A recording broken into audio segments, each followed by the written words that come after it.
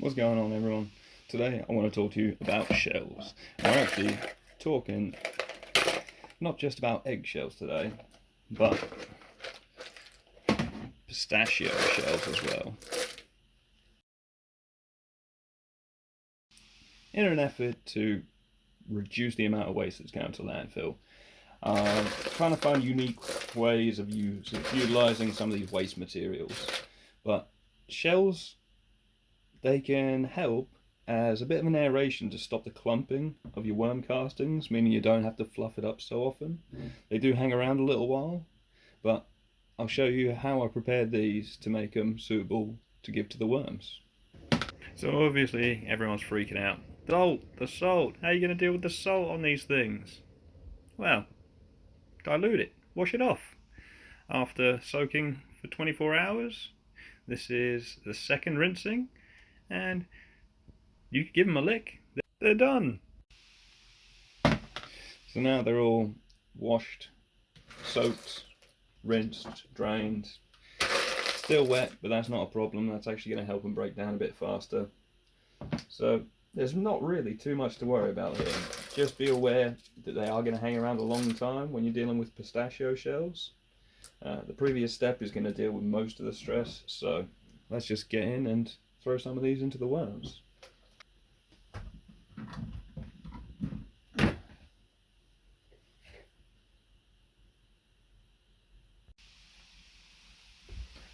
Start by removing my cardboard. This is soaking up some of the moisture nicely. You see we have some seeds germinating, which is to be expected. Worm castings is pretty much the perfect thing for seeds to grow in. I'm not really concerned about them though. Looks like they're making their way through the material nicely already. As you can see, there's still lots of carbon left in here, so I'm not going to be putting too much carbon with them, but there we go. Nice worm ball at the feeding end. That's exactly what we're hoping to see. So it's been about 2 weeks since we started this tub, and I'd say we're maybe 25% production now. I'd like to see maybe 2, 3, 4 times more worms. I think this bin will support at least 4 times this amount, but I'm happy with, say, around 1,000 to 2,000 worms. I will put some food in here for them actually as well, because they've eaten that all up. Today they should be getting some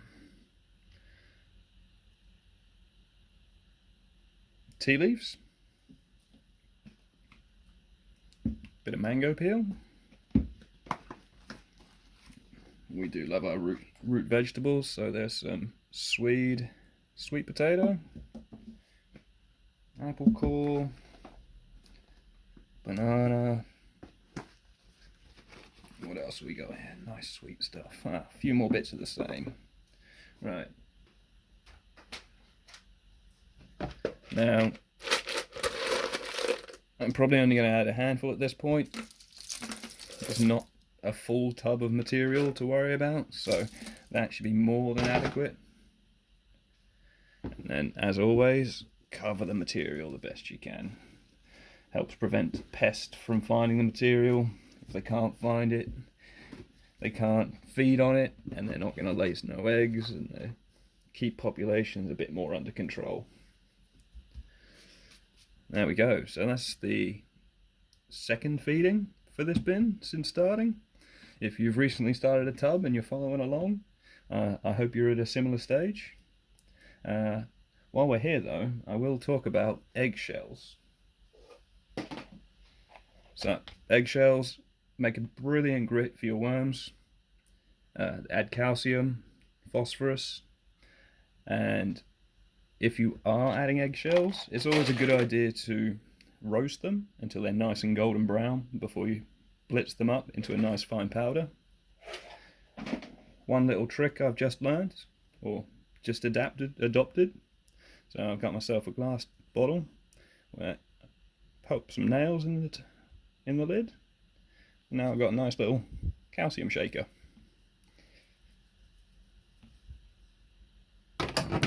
So if you've enjoyed that, please do consider giving us a like, and for more content, please do consider subscribing down below.